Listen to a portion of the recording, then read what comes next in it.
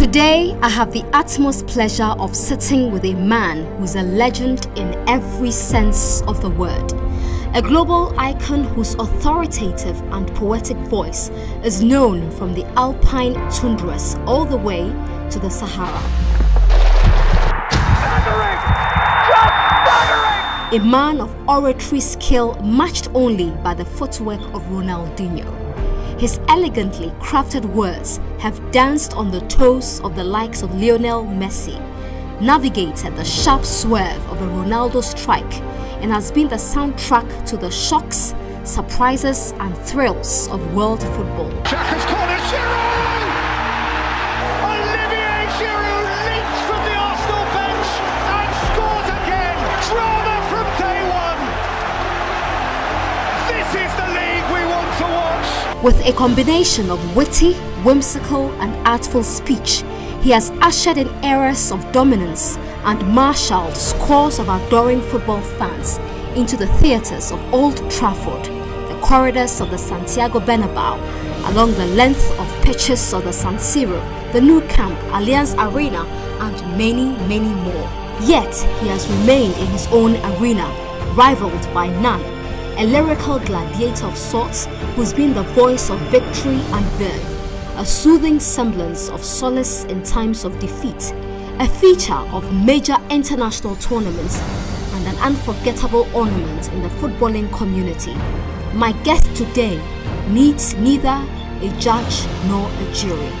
I present to you the poet, the wordsmith, the father of modern football commentary, Peter Drury.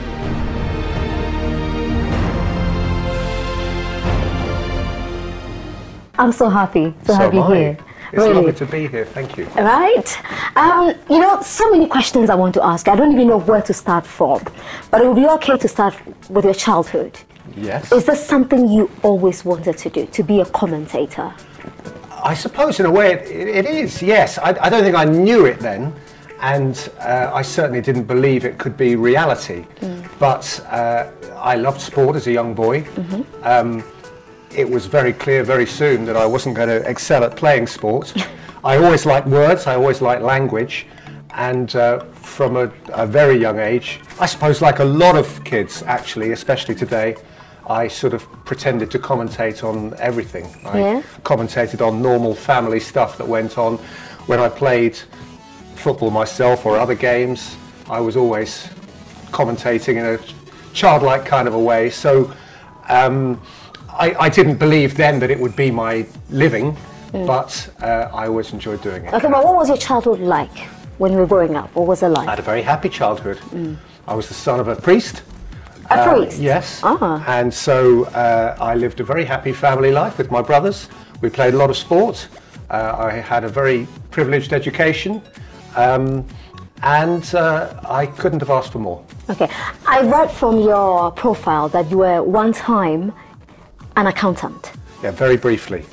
Very briefly. When I left university, like everybody at that time, there was actually then, within the UK economy, if you like, there was a job for everyone if you wanted it out of university, and if you weren't quite sure what to do, you became a lawyer or an accountant or whatever, and I was an accountant for a month.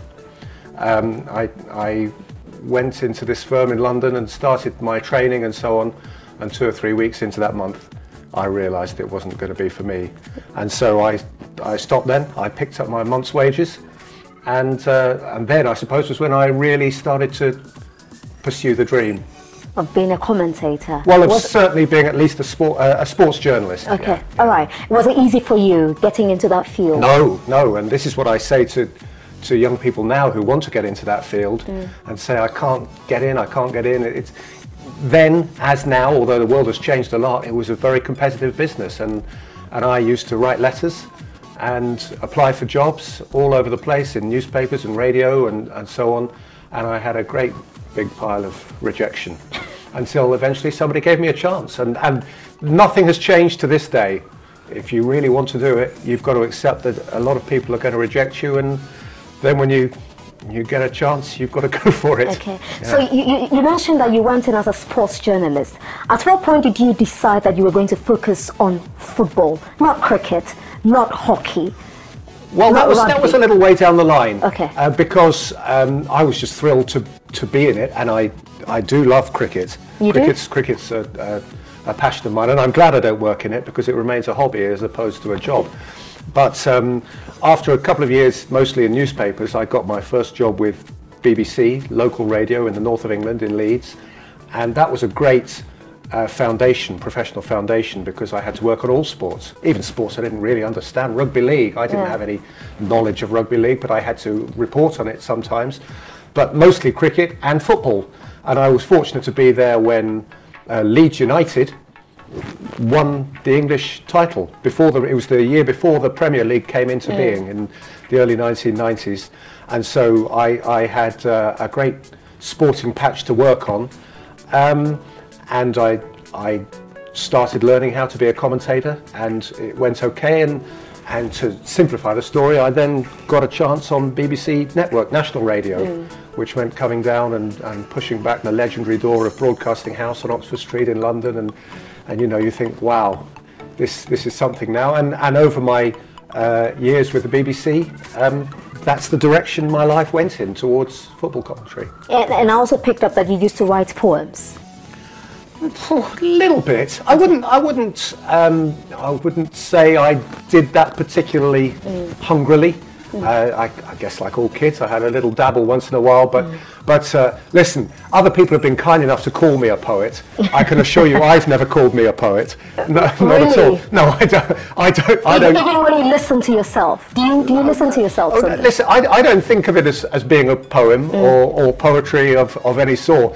As I said to you at the start, I love speaking the language, and I love the way that language undulates and the way it can come together if you're having a good day.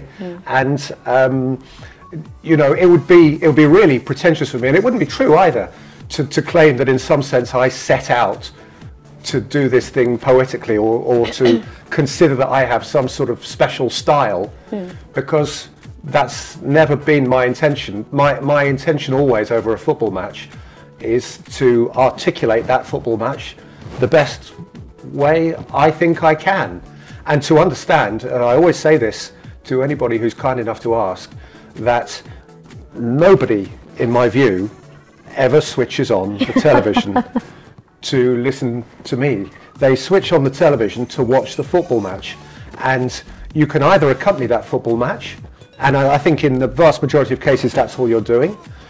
Happily, there may be some people who think I might improve a football match, and certainly there are probably some people who want to turn the sound down, you know, because they'd rather have the football match without me jabbering away in the background. And so all you can do, in the knowledge that you can't please all of the people all of the time, is try to articulate the football match in the best way that you think is possible. I remember there was a big debate on social media when DSTV released that promo, when you said that nobody you know, watches the football match unless it's your mother. Yes, correct. Exactly. Yes. But everybody watches because of the game and not the commentator. Yes. And we thought that, no, some of us watch because of Peter Drury. Well, that's really flat. I mean, of course that's lovely for me, because everybody has a little bit of an ego, and I'm no exception. If somebody tells me that, then obviously I humbly accept the compliment. It's a thrill to know that. But I would say, as you know, I don't take part in social media. It blows my brain. It blows my brain. It's just too much going on, and it takes too much out of my life and my emotional energy. And I hope people don't think I'm being standoffish. I'm really not. I think people who really know me would say someone commented today that you're antisocial. Well, it's nothing to do with being antisocial. It's to do with being old-fashioned, a bit of a dinosaur, and I really prize my private life. And so when I finish work, I like to get in my car, go home, and be in my family and my group of friends. And please tell anybody who thinks that's not the case at all. I'd love to be able to speak to everybody who's kind enough to want to speak to me, but maybe I'm weird, but there's just not space in my head for that. And however nice you're being to me now, and other people are, I can't convince myself that people should be particularly interested in what I have to say, really. So I'm just happy to do my job and go home quietly. Have you walked out of a stadium thinking that you could have described a goal better than you did? Yes, most weeks. Yeah? Yeah, well, most weeks may be an exaggeration, but often, yeah. Because, you know, it's like if you have an argument with someone, okay, if you have an argument with someone, how often when you come away from that argument you think, I wish I'd said that, because that would have been the killer line, I'd have won the argument. Yeah. We all do that, don't we? We all think of our best line after the event, and it's the same commentating on football matches. You can describe a goal, and then you come away and you think, imagine if I'd said that then, it would have been so much better. So yeah, often. And did you feel this way after the Roma-Barcelona game? Well, that has made a big storm, hasn't it? That goal. Do you understand why? I do, but I didn't then. I really didn't. Was it scripted? No. It came naturally. Yes, because, well, if you want to talk about that evening, if that evening, Liverpool were playing Manchester City at the same time, and certainly for the British audience, the majority of people were watching Liverpool against Manchester City. Roma against Barcelona was, to all intents and purposes, a dead game. Roma had no chance. And I went to that game actually quite relaxed, thinking nobody's watching this. It's, you know, what will be will be. It's a great privilege to be watching Roma against Messi, Barcelona in the Olympic Stadium, Rome.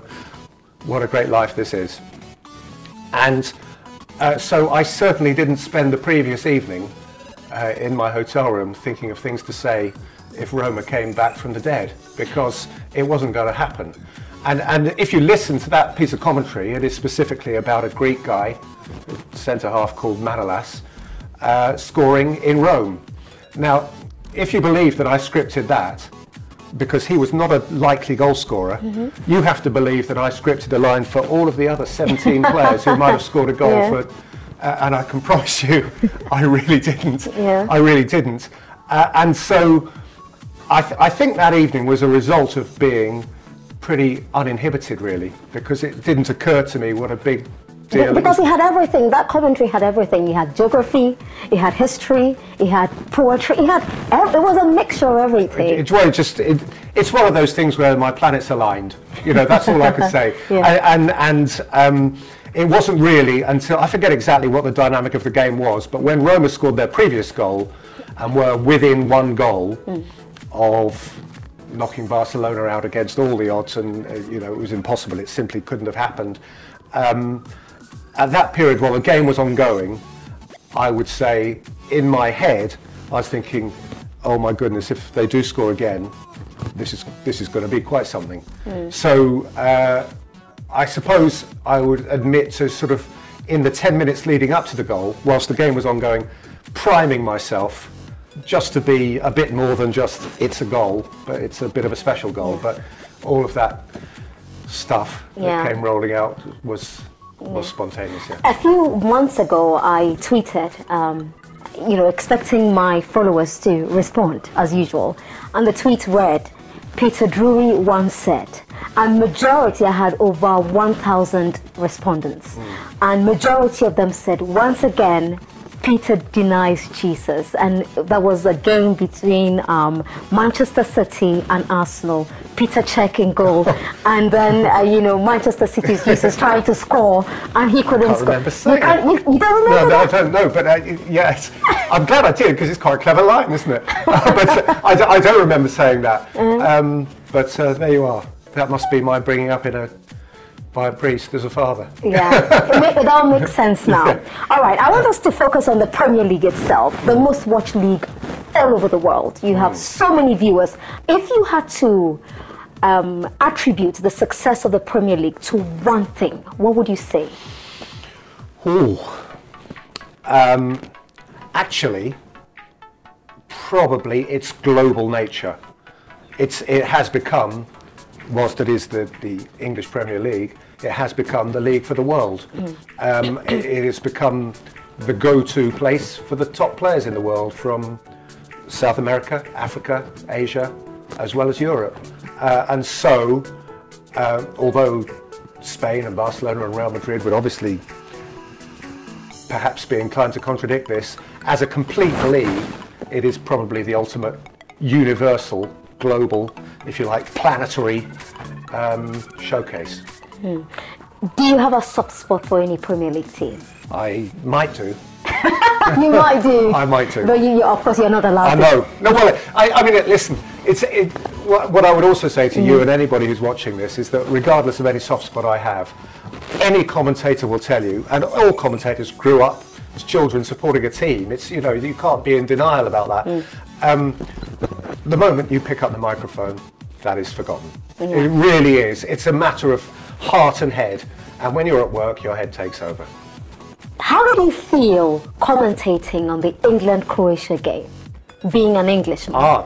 Patriotism and sort of patriotic partisanship can catch you up, you know, and people say, what would you most like to commentate on? It would be England winning the World Cup.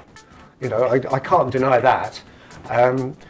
So I felt nervous. I felt nervous from a broadcasting point of view, because if England were going to win that game, I was going to have to deliver a line at the final whistle, which went along the lines of, and England are in the World Cup final. And, you know, that's the second best line to, and England have won the World Cup. And I wanted to be sure that if and when that moment arrived, I was going to do it in style, you know. But even in a game as big as that, your head's in charge of your heart. I can't deny I wanted England to win that game, of course I did, but I can also assure any Croatians watching that I was determined to be, and I think I was, as excitable about a Croatian goal as I was an English goal. I want to go back to the Premier League. What do you think about VAR, sincerely? I think VAR is a really good aspiration. If we can get everything absolutely right, why don't we get everything absolutely right? At the moment, we're still not getting everything absolutely right. So we're in this turbulent period, learning period, during which I'm just encouraged by the experiences of others, leagues who've done this before we have, that they also had turbulent first seasons and gradually worked out how to do it. And I like to think we will too. Okay, now back to England. How good do you think this English team is, or can be? The English national team? Yeah. Oh, I think it could be very good. I'm a real disciple of Gareth Southgate. He is a proper human being, in my view. He has compassion and sympathy and empathy. He went to hell and back as an England player himself. He understands when it hurts. He understands the low moments. He understands the way footballers tick. And what he did by taking England to the World Cup semi-final was, I think, I wasn't amongst them, but I think unburden them from the weight of being an England international, which has inhibited English footballers for generations, I think, and not enabled them to be as good as they potentially could be. If he's able to keep that message robust and keep believing in the young players that keep coming through under him, I'm really optimistic that he might be the one. Okay. Do you think it's time to have female commentators in top flight football? Yes. And there are some. They're starting to happen. I see absolutely no reason why not. My view on it, for what it's worth, is a pretty uncontroversial one, I think. That is, that for commentating on football, just as for every other job in every nation in the world, if there are 100 applicants, the job should go to the best applicant, regardless of gender. Right, that makes complete sense. And I just want to bring in the UEFA Super Cup last year, where we had a groundbreaking moment for women. We had a female referee. For that, how did you feel? I feel that that's great, because she refereed the game very well and was roundly approved of. Again, I say, male or female, matters not one jot to me. The important thing is to have really good people doing the job really well. One of the best assistant referees in English football at the moment is Sian Massey Ellis. You watch her running that line, and I tell you, her record is sensational. She never gets it wrong, and so there is proof in front of our very eyes that in those roles, gender is an irrelevance. Okay. Now, what do you say to a young man or woman who wants to be a commentator? What kind of preparation do they... Well, first of all, when you're at that sort of aspirational stage of just thinking, wow, I'd love to do this, the first thing to check with yourself is that you really love it. You really love the game, and you really love the mechanics of the language, because I think those are the two fundamentals. And if you're doing it because you want to be, in some sense, well known, I really would advise against it, because it finds you out. You know, it finds you out. Either you're sincere about your passion for it or you're not. And you know, you can put up some sort of a facade for a while, but you can't forever. So that's the first thing to say. Second thing to say is be prepared to have a thick skin, because not everybody's going to love everything you do, and you will be criticised along the way, particularly on your learning gradient, you know, because you won't be brilliant to start with, at least, and you might never be brilliant in some people's eyes. And you know, sometimes you read things about yourself which aren't good.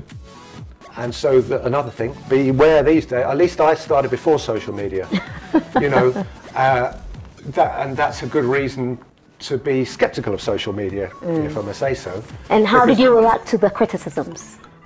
I just curl up inside. It affects me. I'm not thick-skinned. I'm not thick-skinned.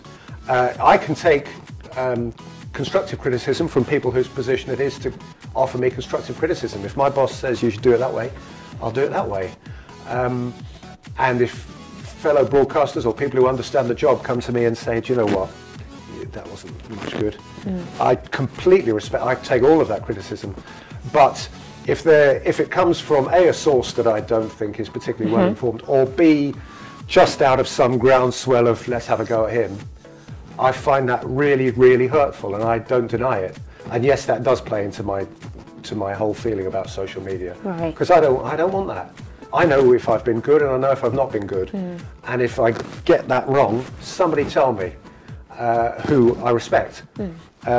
So to the people who want to do it, I'd say that is all part of the swirl of it as well. You know this. You know, you appear on television, and sometimes you have to deal with that stuff.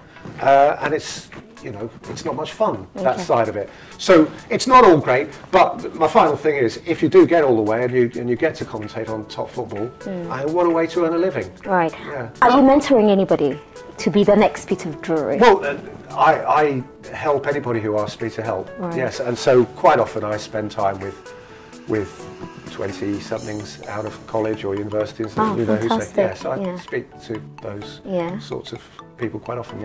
Who's your favourite co-commentator? Co-commentator? Oh, well, my regular's Jim Beglin. He's my pal. I've been around the world with him a few times, and he's brilliant because he's properly prepared. He's a very good friend. He agrees with me that it's about the match, not us. And his analysis of football is outstanding. He's been there. He was a fine player in his time. He's, I think, a generous broadcaster, and I couldn't ask for a better bloke to sit next to me. Okay. Again, in that DSTV promo, you mentioned that you're just a lucky guy who gets to shout footballers' names. Yes. Now, some of these names are pretty sophisticated, complicated, tongue twisters. How do you get around them? Well, you practice, actually. I think that's all you can say. The pronunciation of names will never go away as an issue, because even when you think you've mastered one, somebody will come up to you and tell you actually somebody else pronounced it a different way, and it's hard to get that. And the classic one, actually, in the English Premier League at the moment is Kevin De Bruyne. And Belgium, as you know, is a country that speaks French, and Flemish, its own internal language, and some of them say De Bruyne and some of them say De Bruyne. And so if you look in the early stages of his English career, there are commentators doing either and both until we finally landed on De Bruyne. So that's just a small example of a detail which sometimes gets under the skin of viewers, and they rightly say he's getting it wrong. And you want to say, well, I'm not getting it wrong, I'm just doing it. Anyway, so, but the sort of complicated names, the Greek names with sort of 11 syllables and all of that, it's a matter of practice. And sometimes I do spend half an hour on my own just saying them out loud until they come naturally off the tongue. Wow. Yeah. Interesting. You do have a large following in Ghana.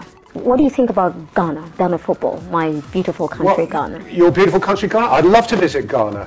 We were talking about Ghanaian football just before we began filming this interview, and I'm always thirsty for knowledge. When I think of Ghana, I think of the Ayus, of course.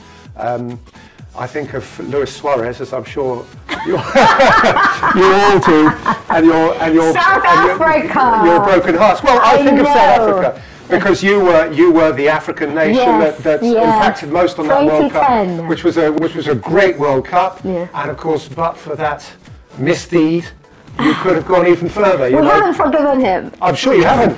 I'm sure you haven't. I remember commentating on your game against the USA. Yeah, and.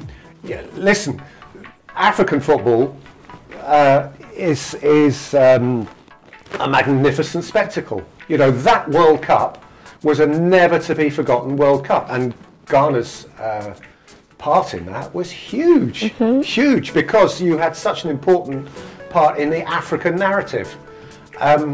So you asked me honestly what I think of when I think of Ghanaian football. It is that, and it is the knowledge that at any World Cup, any modern World Cup, I think back to Korea 2002 and the part played by Senegal, and Cameroon have had great World Cups, and Ghana had South Africa as the prominent African nation, and the African dynamic within any World Cup over the course of certainly my broadcasting career, and my first World Cup was '98, has been, is critical.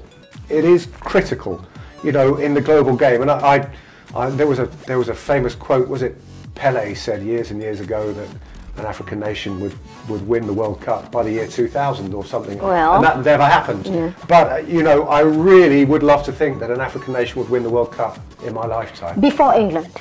Well, no, I wouldn't go that far. Anyway, so what do you make of the Ghanaian players in the English Premier League? There is Jordan Ayew, there is Schlupp at Palace, Achu at Newcastle, Amate, who's been out for a while for Leicester City. But what do you think about these Ghanaian players? Well, the Ayus have been a big part of our scene for quite a while, and continue to perform well. Swansea, Villa, so on, West Ham, they've been at, you know, and the fact that they perform consistently at that level, absolutely terrific. Atsu as well. He doesn't get as much game time at Newcastle as he used to, but when he gets into the 11, and he's quite able to fit into various roles, isn't he? He can play at wing back, he can play further forward, and he's a thrill to watch as well. Daniel Amate is struggling because Ndidi plays his role at Leicester, and is actually this season one of the best players in the league, Ndidi, so it's going to be hard to displace him. But again, as I said to you about the Premier League in general, the fact that there is a dynamic from so many different nations, and that Ghana can tune into our league because it has people with whom it can empathise and people who it can support, is a part of what makes the Premier League great. Do you remember what you were doing the last time Liverpool won the league? 1990, yes. I got married in 1990, so I wasn't married when they won it in May of that year, and I had just begun my first season in BBC local radio. So I do remember. Yes, and you have been commentating on games involving Liverpool since. Yes. If you look at the posture of Liverpool fans and the players and the management of that team, what do you think it will mean for them to lift the Premier League? Even though it makes me very sad as a Manchester United fan, but what do you think it will mean for Liverpool? When fans? Manchester United finally won the title again in the early 1990s, after a long period, it was the completion of a very painful cycle. And the outpouring of relief and excitement and thrill was vast. When Liverpool win the league, which they surely will this spring, it will be the end of a painful cycle. Now, Manchester United and Liverpool have nothing in common, and yet they have everything in common. They are the two biggest clubs in English football. They clash. They can't live together, they can't live apart. You know, they are the two great juggernauts. And I grew up as a young football fan in the 70s and 80s when Liverpool were always winning. And English football reached the stage where, as admiring as we were of those great Liverpool teams, it was kind of, oh please, anyone but Liverpool, we've had enough. Yeah. And now for people of my age, the fact that Liverpool are about to win it is actually, nostalgically speaking, quite beautiful, because it takes us back to our childhood and our teenage years. And for the people who actually support Liverpool, it's almost too much to bear, you know. Yeah. This is the unburdening of 30 years. And boy, I want to be there when it happens, because it's going to be an extraordinary sight and an extraordinary sound. Right. I'm going to be wrapping up shortly, but I just want to find out, commentating on the finals of a World Cup game, and then on the final day of the English Premier League, where all the teams are playing, like in 2012, you did with Manchester City winning the Premier League. Which one would you prefer? Well, you're making me choose between them, are you? Yes. Well, there you are. I mean, there was nothing like being in the Maracanã, Rio de Janeiro, and commentating on the World Cup final for me for the very first time. There isn't anything bigger than that. And so, in terms of the I suppose the overall career satisfaction, that would be number one. But you would also argue that as a commentator, the greatest thrill is to be there in a moment, like the Aguero moment. And you remember the word you used, staggering. Staggering, yes. A few people have said that to me, since staggering. And if you manage to get that right, do you know what?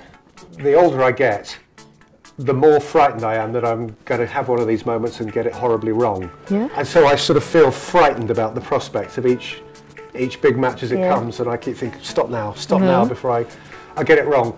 Listen, I've tiptoed all the way around your question without really giving you a proper answer, and you're about to force me. So if you were going to force me, if I could have another day like the Aguero day, and be guaranteed I'd get it right, that's what I'll take. That's what you take, absolutely. Who is the greatest player? And remember, your answer could end so many debates. Well, let me first of all say, don't let it end your debate, because who am I to say? Who am I to say who the greatest... You've seen them play, you've commented on their skill, on their bravery, everything on the pitch. Well... And I'm talking about Cristiano Ronaldo and Messi. Well, you want to... you see, I might have said Zidane. Oh. Who I used to love watching play. Okay. He was beautiful. Luis Figo, in those years, you know, there were beautiful players then. But I do appreciate, probably this era, we've been fortunate to have careers running parallel of possibly the two greatest players there have ever been. And the interesting thing about them is that they are, whilst both brilliant, actually quite different. You know, Ronaldo's capacity for leaping and scoring with his head is phenomenal. I mean, he is an Olympic high jumper and an Olympic sprinter. He delivers a cross, he scores off both sides and with his head. He is brilliant. But if you ask me who I would want to watch play, if I had to watch them, one or the other, every day of my life, I'd pick Messi. Why? Because he appears to do what is impossible. You know, he plays off his left foot. He almost doesn't need a right foot. He can score perfectly well with his right foot. But he weaves through spaces that don't exist. He's like a slippery eel, you know, they can't get hold of him. He sort of defies physics. And because he's a little scamperer, where Ronaldo looks like an athlete, doesn't he? I mean, he is a remarkable specimen of a human being. Messi looks like the boy next door and performs like a god.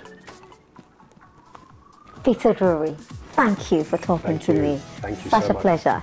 Bless you. Thank you. Thank you. Thank you.